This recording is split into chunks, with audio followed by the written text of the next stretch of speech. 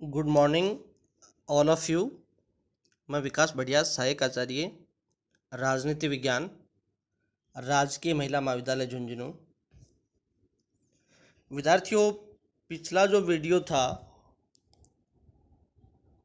उसमें हमने प्लेटो के बारे में सामान्य चर्चा की थी और प्लेटो के जो दो महत्वपूर्ण जो विचार थे, प्लेटो का आदर्श राज्य और प्लेटो का न्याय सिद्धांत, इन दोनों के बारे में हमने डिस्कस किया था। उसी क्रम में आज का जो वीडियो है इसमें हम प्लेटो के साम्यवादी सिद्धांत के संबंध में चर्चा करेंगे। देखिए, पिछले वीडियो में मैंने आपको बताया था कि प्लेटो जो है उसने अपनी प्रसिद्ध पुस्तक रिपब्लिक के अंतर्गत आदर्श राज्य का वर्णन किया है।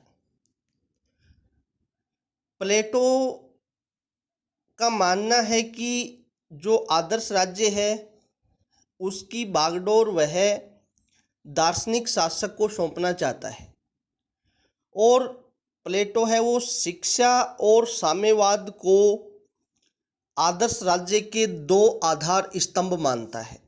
दो आधार स्तंभ क्यों मानता है? क्योंकि प्लेटो का मानना है कि शिक्षा जो है वो एक ऐसा साधन है या माध्यम है जिसके द्वारा दार्शनिक शासक तैयार किए जाएंगे। और दूसरा आधार स्तंभ जिसको हम अभी डिस्कस कर रहे हैं, साम्यवाद। प्लेटो का मानना है कि शासक जो है वो पथभ्रष्ट नहीं हो, अपने रास्ते से नहीं भटके। इसके लिए प्लेटो जो है वो साम्यवाद का सिद्धांत प्रस्तुत करता है। प्लेटो का मानना है कि है इसके अंतर्गत प्लेटो का प्रमुख उद्देश्य यह है कि एक न्याय सिद्धांत पर आधारित आदर्श राज्य की स्थापना की जाए। लेकिन प्लेटो यह अनुभव करता था कि इस महान उद्देश्य को प्राप्त करने में तीन गंभीर बाधाएं आ सकती हैं। तीन गंभीर बाधाएं कौन कौन सी हैं? प्लेटो मानता है कि अज्ञान, निजी संपत्ति और निजी परिवार, ये ऐसे तीन प्रमुख साधन हैं जो साम्यवाद के मार्ग में बाधा उपस्थित कर सकते हैं। प्लेटो इन बाधाओं पर विजय प्राप्त करने के लिए दो प्रमुख साधनों को स्वीकार करता है। दो साधन कौन से हैं? पहला साधन है शिक्षा और दूसरा साधन है साम्यवाद। प्लेटो का विश्वास है कि शिक्षा के भावात्मक साधन द्वारा अज्ञान पर विजय पाकर आदर्श राज्य की स्थापना का कार्य किया जा सकता है। लेकिन प्लेटो एक ऐसे स्वस्थ वातावरण के निर्माण पर भी बल देता था जो अभिभावक वर्ग को उनकी उच्च प्रवृत्तियों के पतन से बचाए। यानी प्लेटो का मानना था कि दार्शनिक शासक तो तैयार हो जाएंगे शिक्षा के माध्यम से, लेकिन एक स्वस्थ वातावरण कैसे बने, इसके लिए अभिभावक वर्ग जो है उनको उच्च प्रवृत्तियों के पतन से बचाने का उसका लक्ष्य था। इसके लिए प्लेटो का मानना था कि जो निजी संपत्ति और जो निजी परिवार है वो एक ऐसे भौतिक आकर्षण हैं जो श्रेष्ठ मस्तिष्क में भी स्वार्थ और पक्षपात के बीज बो सकते हैं। अतः प्लेटो जो है वो अभिभावक वर्ग को पतन से बचाने के लिए साम्यवाद के साधन को अपनाता है। प्लेटो का ये मानना है कि शासक है वो पथभ्रष्ट नहीं हो, अपने रास्ते से नहीं भटके। इसके लिए प्लेटो मानता है कि उसके पास में संपत्ति और जो परिवार है वो दोनों संस्थाएं वर्जित हो। इसके लिए प्लेटो ने साम्यवाद का जो सिद्धांत है वो प्रस्तुत किया है। देखिए, प्लेटो का जो साम्यवाद का जो सिद्धांत है उसकी तीन प्रमुख विशेषताएं हैं जिनका हम अभी जिक्र करेंगे। पहली जो प्लेटो के साम्यवाद की जो विशेषता है कि प्लेटो का जो साम्यवाद है वो न्याय की पूरक व्यवस्था है। प्लेटो का साम्यवाद न्याय की पूरक व्यवस्था कैसे है? प्लेटो का उद्देश्य एक न्याय के सिद्धांत पर आधारित आदर्श राज्य की स्थापना करना था और प्लेटो न्याय सिद्धांत के उद्देश्य की प्राप्ति के लिए दो प्रमुख साधन मानता है। पहला साधन है शिक्षा और दूसरा साधन है साम्यवाद। प्लेटो का ये मानना है कि जहाँ शिक्षा योजना न्याय की प्राप्ति का आध्यात्मिक और सकारात्मक साधन है, वहीं साम्यवाद की योजना न्याय की प्राप्ति का भौतिक साधन है।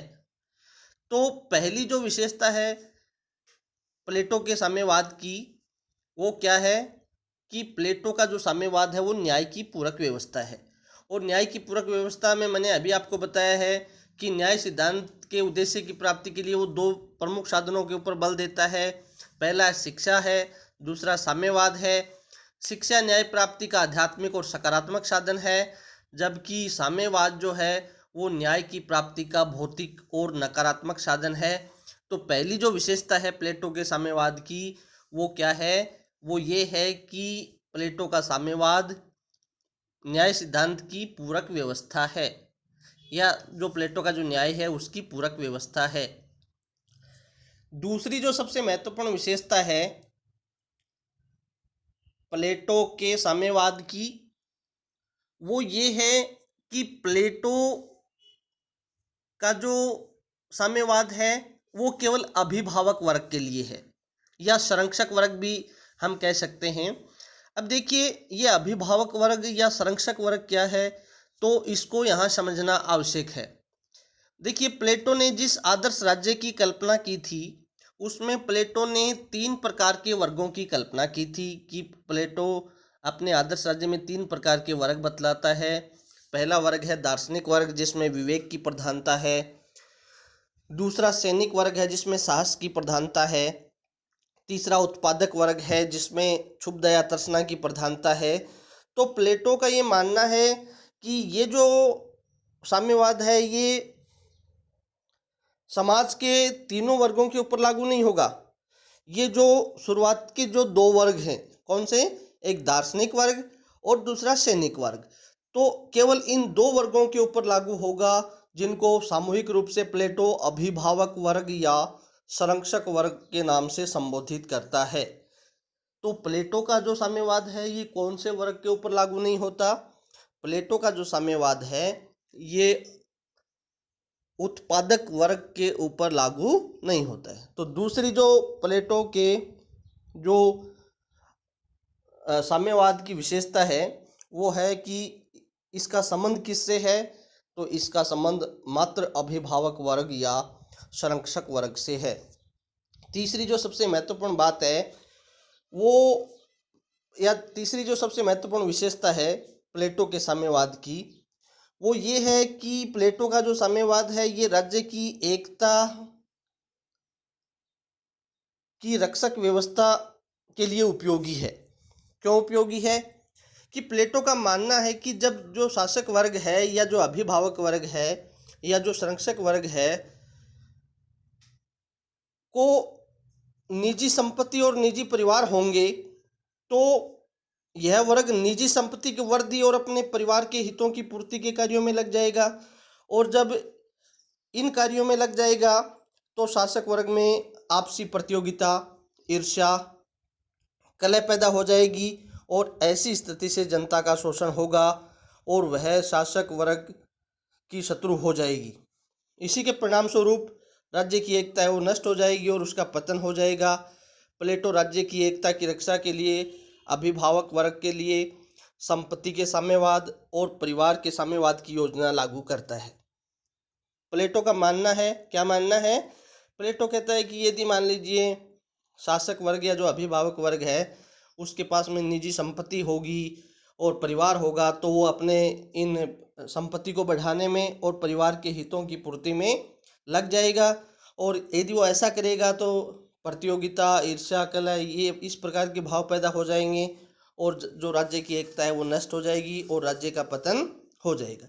तो प्लेटो राज्य की एकता की रक्षा के लिए अभिभावक वर्ग के लिए क्या व्यवस्था करता है, वो संपत्ति के साम्यवाद की और परिवार के साम्यवाद की एक योजना लागू करता है। उसका मत है कि साम्यवाद की जो योजना है वो अभिभावक वर्ग को कंचन और कामिनी के मोह से मुक्त रखेगी। कंचन यानी निजी संपत्ति और कामिनी यानी जो पारिवारिक या जो स्त्रियों महिलाओं के प्रति जो उसका मोह है उससे उसको दूर रखेगी। तो इनके कुप्रभावों से बचाकर उसके विवेक की रक्षा करेगी और जो शासक वर्ग या जो अभिभावक वर्ग है या जो दार्शनिक वर्ग है उसे सार्वजनिक हित में शासन करने के लिए उसको प्रेरित करेगी। ये दो चीज़ें उसके पास में नहीं होंगी। कौन सी दो चीज़ें? कंचन और कामिनी।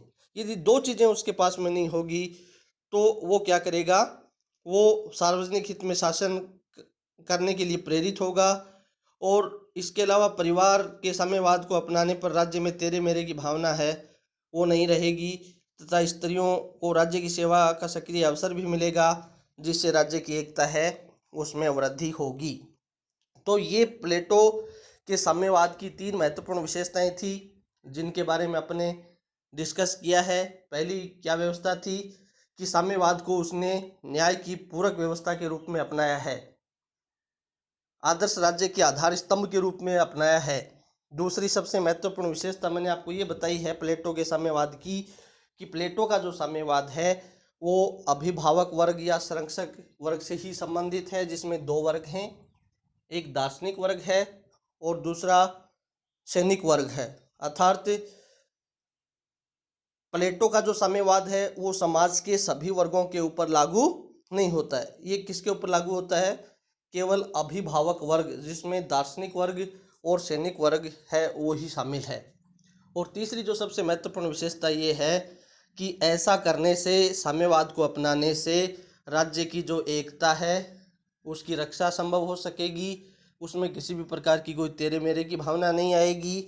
ये प्लेटो के साम्यवाद की महत्वपूर्ण विशेषताएं थी। अब देखिए प्लेटो जो है वो अपने साम्यवाद को 2 भागों में बांटता है। प्लेटो ने अपने साम्यवाद को कितने भागों में बांटा है? प्लेटो ने अपने साम्यवाद को 2 भागों में बांटा है।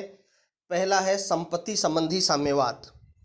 देखिए ये जो संपत्ति संबंधी साम्यवाद है इसके अंतर्गत प्लेटो ने कहा है कि जो शासक वर्ग है, जो अभिभावक वर्ग है या जो संरक्षक वर्ग है वो क्या करेगा, उसके पास में सबसे पहली बात तो यह है कि उनके पास केवल उतनी ही व्यक्तिगत संपत्ति रहेगी जितनी कि उनके जीवन यापन के लिए आवश्यक होगी।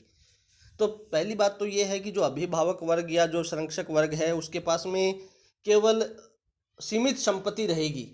अपनी आवश्यकताओं को न्यूनतम करके जितनी संपत्ति उनको चाहिए उनके लिए केवल उतनी ही संपत्ति रहेगी। और दूसरी जो सबसे महत्वपूर्ण बात यह है कि उनके पास में किसी भी प्रकार के आवास और भंडार नहीं होंगे, जो सदैव ही सबके लिए खुला हुआ नहीं हो। यानी उनके पास में स्वयं की निजी कही जाने वाली किसी भी प्रकार की कोई संपत्ति नहीं होगी। वो सार्वजनिक जो बैरक हैं उनमें निवास करेंगे, सार्वजनिक जो भोजनालय हैं उनमें भोजन करेंगे। उनकी निजी कही जाने वाली किसी भी प्रकार की कोई संपत्ति उनके पास में नहीं होगी। यहाँ तक कि ये कहा गया है प्लेटो द्वारा कि समस्त नागरिकों में केवल उन्हीं के लिए सोने या चांदी का किसी भी रूप में स्पर्श करना, प्रयोग में लाना, संग्रहण करना अवैध होगा। यानी वो जो आभूषण, गहने, सोना चांदी इस प्रकार के जो आकर्षित करने वाले जो वस्तुएं हैं उन सभी से प्लेटो है वो अभिभावक वर्ग को वंचित करता है। अब ये देखिए प्लेटो ने जो संपत्ति संबंधी जो साम्यवाद जो पहला रूप है प्लेटो के साम्यवाद का, इसको भी प्लेटो है वो समाज के सभी वर्गों के ऊपर लागू नहीं करता है। किसके ऊपर लागू करता है? केवल जो सैनिक वर्ग है और जो दार्शनिक वर्ग है उनको ही निजी संपत्ति रखने के अधिकार से वंचित करता है। उत्पादक वर्ग को प्लेटो इसमें शामिल नहीं करता है। केवल जो दो वर्ग हैं उनको ही निजी संपत्ति के अधिकार से वंचित करता है। और दूसरी सबसे महत्वपूर्ण जो बात है वो क्या है कि जो संरक्षक वर्ग है या जो अभिभावक वर्ग है उसकी प्रतिदिन की जो आर्थिक आवश्यकताएं हैं उनको पूरा करने का जो दायित्व है वो राज्य का है। और राज्य इन दोनों वर्गों के लिए सार्वजनिक आवास गृहों और सार्वजनिक भोजनालयों की व्यवस्था करेगा और ये कार्य राज्य उत्पादक वर्ग द्वारा संपन्न कराएगा। तो पहला जो प्लेटो के साम्यवाद का जो प्रकार था या जो भाग था वो है संपत्ति संबंधी साम्यवाद। और दूसरा प्लेटो के साम्यवाद का जो प्रकार है वो है स्त्रियों का या पत्नियों का साम्यवाद। अब इसमें प्लेटो का क्या मानना है कि संपत्ति संबंधी साम्यवाद के साथ साथ प्लेटो जो है वो पत्नियों या महिलाओं या स्त्रियों के साम्यवाद की व्यवस्था भी करता है। प्लेटो एक आदर्श राज्य की स्थापना करना चाहता था और इसके लिए प्लेटो संपत्ति के साथ साथ परिवार के साम्यवाद की व्यवस्था को भी अपनाता है।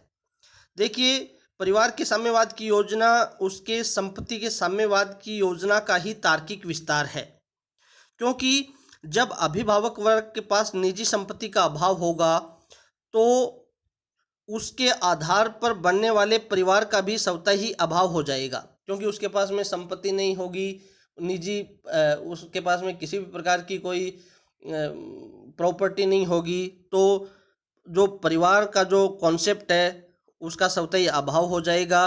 और इन दोनों ही प्रकार की साम्यवादी योजनाओं का उद्देश्य जो है वो संरक्षक वर्ग के लिए या अभिभावक वर्ग के लिए एक ऐसे स्वस्थ भौतिक वातावरण का स्वरूप देना है जो उन्हें नैतिक पतन से बचाते हुए निरंतर अपने कर्तव्यों में व्यस्त रखे।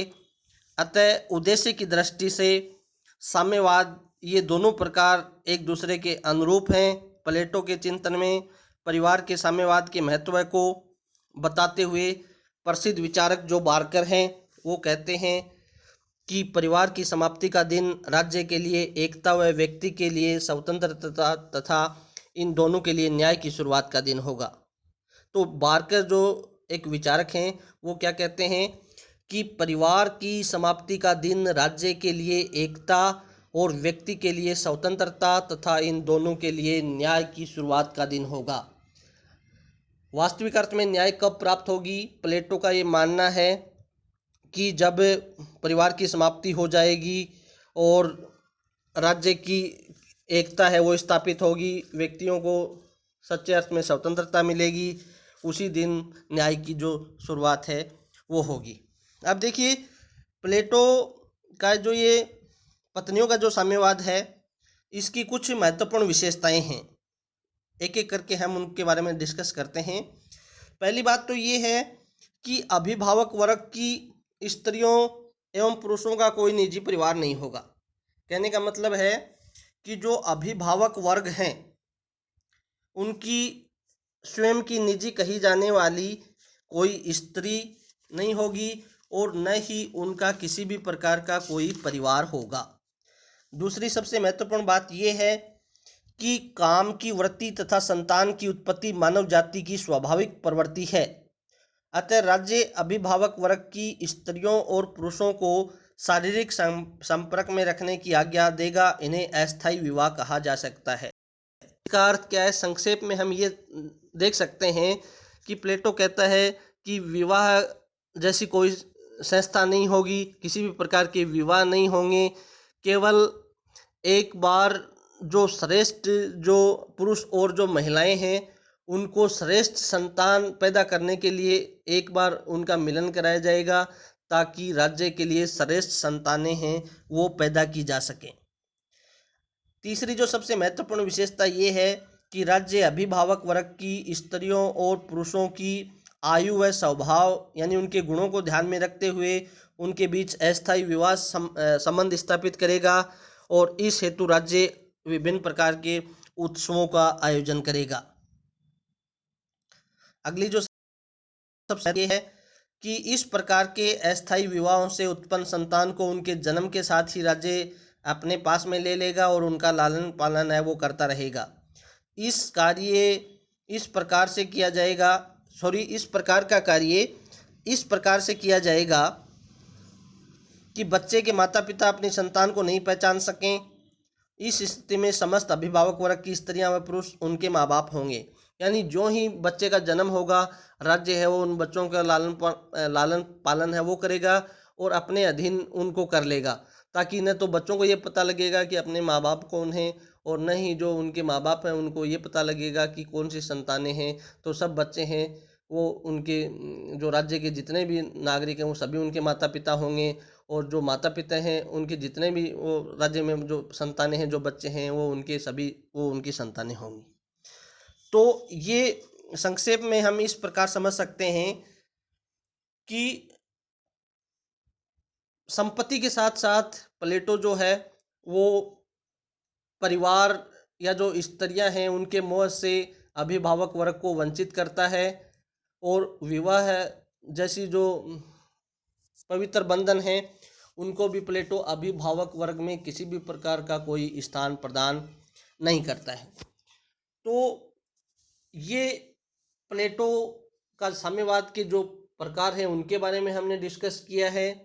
अब थोड़ा सा प्लेटो का जो साम्यवाद है उसकी वर्तमान के साम्यवाद से हम तुलना कर लेते हैं कि प्लेटो ने जो साम्यवाद जो बताया था और आधुनिक जो साम्यवाद है उस दोनों में क्या समानताएं हैं, क्या असमानताएं हैं। देखिए, प्लेटो ने साम्यवाद की वैसी विधिवत विवेचना की है जैसी कि कार्ल मार्क्स और अन्य विचारकों ने की है। इसी आधार पर अनेक लेखकों के द्वारा प्लेटो को पश्चिमी जगत का प्रथम साम्यवादी विचारक माना गया है। प्लेटो के साम्यवाद और आधुनिक साम्यवाद में कुछ समानताएं हैं जिनको निम्न बिंदुओं के आधार पर हम समझ सकते हैं। पहली है, दोनों में समानता, दोनों ही साम्यवाद का लक्ष्य राज्य में न्याय की व्यवस्था करके वर्ग संघर्ष को दूर करना है, जिससे राज्य में राजनीतिक एकता और सामाजिक भाईचारे की भावना स्थापित हो सके। पहली जो समानता है प्लेटो के साम्यवाद में और आधुनिक साम्यवाद में वो क्या है, वो ये है कि दोनों का ही लक्ष्य राज्य में न्याय की व्यवस्था करना है और वर्ग संघर्ष को दूर करना है, ताकि राज्य में राजनीतिक एकता और सामाजिक जो भाईचारे की भावना है वो बनी रहे। दूसरी जो सबसे महत्वपूर्ण जो समानता है वो ये है कि दोनों ही व्यक्ति और राज्य के पारस्परिक संबंधों में राज्य को सर्वोपरि मानते हैं, अर्थात दोनों ही राज्य को साध्य और व्यक्ति को साधन मानते हैं। व्यक्ति की तुलना में राज्य के जो हित हैं उनको दोनों प्रमुखता प्रदान करते हैं। तो संक्षेप में ये कह सकते हैं कि जो व्यक्ति और राज्य का जो आपसी संबंध है उसमें वो राज्य को तो मानते हैं साध्य और व्यक्ति को मानते हैं साधन।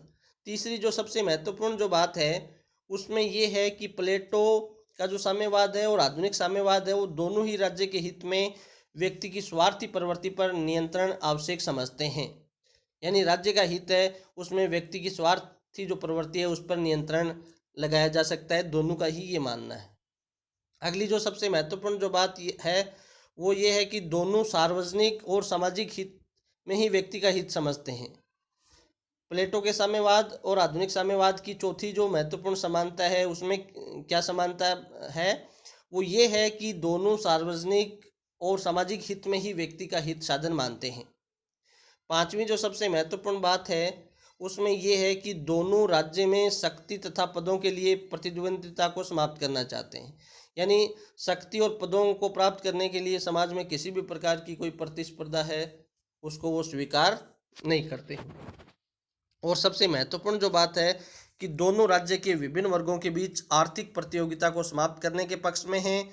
दोनों विचारधाराओं की उपयुक्त समानताओं को दृष्टि में रखते हुए संभवतया एक विद्वान है मैक्सी ने लिखा है कि यदि प्लेटो आज जीवित होते तो वे आधुनिक साम्यवादियों से भी प्रबल साम्यवादी होते। ये प्लेटो के जो साम्यवाद है और आधुनिक साम्यवाद है उसमें कुछ समानताएं थी लेकिन ये जो समानताएं हैं ये केवल सतही समानताएं हैं। प्लेटो के साम्यवाद और आधुनिक साम्यवाद में पर्याप्त जो अंतर है वो विद्यमान है, जिनको हम निम्न बिंदुओं के आधार पर स्पष्ट करने का प्रयास करते हैं। देखिए, प्लेटो का जो साम्यवाद है और आधुनिक साम्यवाद है, उसमें पहला जो अंतर है वो ये है कि प्लेटो का जो साम्यवाद है उसका उद्देश्य तो राजनीतिक है और आधुनिक साम्यवाद है उसका उद्देश्य आर्थिक है। अब प्लेटो के साम्यवाद का उद्देश्य राजनीतिक क्यों है और आधुनिक साम्यवाद का उद्देश्य आर्थिक क्यों है, इसका सीधा सा अर्थ ये है कि प्लेटो अपने साम्यवाद के माध्यम से शासकों को पथभ्रष्ट होने से बचाना चाहता है कि जो शासक है, जो अभिभावक वर्ग है, जो दार्शनिक वर्ग है, वो पथभ्रष्ट नहीं हो, तो उसको वो रोकना चाहता है। तो प्लेटो के साम्यवाद का जो लक्ष्य है या उद्देश्य है वो राजनीतिक है, जबकि आधुनिक साम्यवाद का जो उद्देश्य है वो आर्थिक है। तो पहला अंतर तो ये हुआ कि प्लेटो का जो साम्यवाद है उसका उद्देश्य राजनीतिक है और आधुनिक साम्यवाद का उद्देश्य आर्थिक है। आर्थिक क्यों है? क्योंकि वर्तमान का जो साम्यवाद है वो समाज में जो उत्पादन और वितरण के जो साधन हैं उसके ऊपर किसी व्यक्ति विशेष का नियंत्रण स्थापित न करके संपूर्ण समाज का उसके ऊपर स्वामित्व चाहता है और आय और व्यय का जो ये बीच की जो खाई है अमीर और गरीब की, इसको ये मिटाना चाहता है। दूसरी जो सबसे महत्वपूर्ण जो बात है वो है कि प्लेटो का जो साम्यवाद है वो अर्ध साम्यवाद है और आधुनिक साम्यवाद है वो पूर्ण साम्यवाद है। अब देखिए, मैंने आपको बताया था कि प्लेटो का जो साम्यवाद है वो समाज के सभी वर्गों के ऊपर लागू नहीं होता है। कितने वर्गों के ऊपर लागू होता है? केवल दो ही वर्गों के ऊपर लागू होता है, एक तो दार्शनिक वर्ग और दूसरा सैनिक वर्ग। जबकि आधुनिक जो साम्यवाद है उसमें सभी वर्गों के ऊपर वो लागू होता है, इसलिए आधुनिक साम्यवाद पूर्ण साम्यवाद हो गया और प्लेटो का साम्यवाद है वो अर्ध साम्यवाद हो गया। तीसरी जो सबसे महत्वपूर्ण जो बात ये है कि जो प्लेटो का जो साम्यवाद है उसमें संपत्ति के साथ साथ पत्नियों के साम्यवाद की व्यवस्था भी की गई है। संपत्ति के साथ साथ प्लेटो ने पत्नियों के साम्यवाद की व्यवस्था भी की है, जबकि आधुनिक जो साम्यवाद है उसमें पत्नियों के साम्यवाद की किसी भी प्रकार की कोई व्यवस्था है वो इसमें नहीं की गई है। तो ये महत्वपूर्ण अंतर, जिसमें तीन अंतर अभी तक हमने पढ़े हैं। चौथा जो अंतर है वो है आर्थिक ढांचे के संबंध में अंतर। प्लेटो का जो साम्यवाद है वो राज्य के आर्थिक ढांचे को बिल्कुल अपरिवर्तित रखता है। कोई भी उत्पादक या उत्पादन क्रिया का कोई भी अंग इससे प्रभावित नहीं होता। लेकिन आधुनिक जो साम्यवाद है वो राज्य के आर्थिक ढांचे को पूर्णतया परिवर्तित कर देता है। अगला जो अंतर है वो है उपभोग व्यवस्था के संबंध में अंतर। प्लेटो का साम्यवाद उपभोग के पदार्थों को प्रभावित करता है, इसका उत्पादन के साधनों से कोई संबंध नहीं है। अभिभावक वर्ग सामूहिक रूप से भोजन, वस्त्र, निवास आदि का उपयोग करते हैं, भूमि या पूंजी का नहीं। आधुनिक साम्यवाद उत्पादन के साधनों के सामूहिक स्वामित्व से ही अधिक संबंधित है। प्लेटो के विपरीत यह उपभोग पदार्थों में निजी संपत्ति की व्यवस्था है उसको बनाए रखना चाहता है। अगला जो सबसे महत्वपूर्ण जो अंतर है वो है राजनीतिक और आर्थिक शक्तियों के एकीकरण के संबंध में अंतर। मानना है कि राजनीतिक और आर्थिक शक्तियों का एकीकरण जो है वो राज्य को नष्ट कर देगा और इस कारण उसके इस प्रकार के एकीकरण को रोका जाए। यानी कहने का अर्थ है कि प्लेटो ये मानता है कि राजनीतिक और आर्थिक जो शक्ति है वो उसको एक ही जगह में केंद्रित नहीं किया जाना चाहिए। इसके विपरीत आधुनिक साम्यवाद जो है वो उत्पादक वर्ग को ही राजनीतिक शक्ति प्रदान करना चाहता है। सर्वहारा वर्ग के अधिनायकवाद का तात्पर्य है कि श्रमिक वर्ग के हाथों में ही राजनीतिक शक्ति हो। अगला जो सबसे महत्वपूर्ण जो अंतर है वो पारिवारिक साम्यवाद के संबंध में अंतर है। देखिए, प्लेटो के साम्यवाद में संपत्ति की सामूहिक व्यवस्था के साथ साथ स्त्रियों की भी सामूहिक व्यवस्था की गई है। किंतु आधुनिक साम्यवाद स्त्रियों के संबंध में इस प्रकार की किसी भी व्यवस्था का प्रतिपादन है वो नहीं करता है। अगला जो सबसे महत्वपूर्ण जो अंतर है वो आधारभूत स्वरूप के आधार पर अंतर है कि प्लेटो का जो साम्यवाद है वो अपने स्वरूप में आध्यात्मिक है। उसने अभिभावक वर्ग को समस्त निजी संपत्ति से वंचित कर दिया है, क्योंकि निजी संपत्ति को सार्वजनिक क्षेत्र के कर्तव्य पालन की एक बाधा समझा गया है। लेकिन आधुनिक साम्यवाद जो है वो पूर्णतया भौतिक है और संपत्ति की वांछनीयता को स्वीकार करते हुए उसके वितरण पर बल देता है। तो हम संक्षेप में हैं कि न केवल प्लेटो का जो साम्यवाद है और आधुनिक साम्यवाद है उसमें जो समानताएं हैं वो केवल सतही हैं, इनमें पर्याप्त अंतर है और उपयुक्त बिंदुओं के आधार पर हमने इस अंतर को स्पष्ट करने का प्रयास किया है। प्लेटो का जो साम्यवाद है वो आधुनिक साम्यवाद से इतना भिन्न है कि एक प्रसिद्ध विद्वान है टेलर, जिसने इस बात को कहा है कि रिपब्लिक के समाजवाद और साम्यवाद के संबंध में बहुत कुछ कहे जाने के बावजूद वस्तुतः इस ग्रंथ में न तो समाजवाद पाया जाता है और न ही साम्यवाद। इस प्रकार की वीडियो जो हैं वो आगे भी क्रमिक रूप से जारी रहेंगे। धन्यवाद।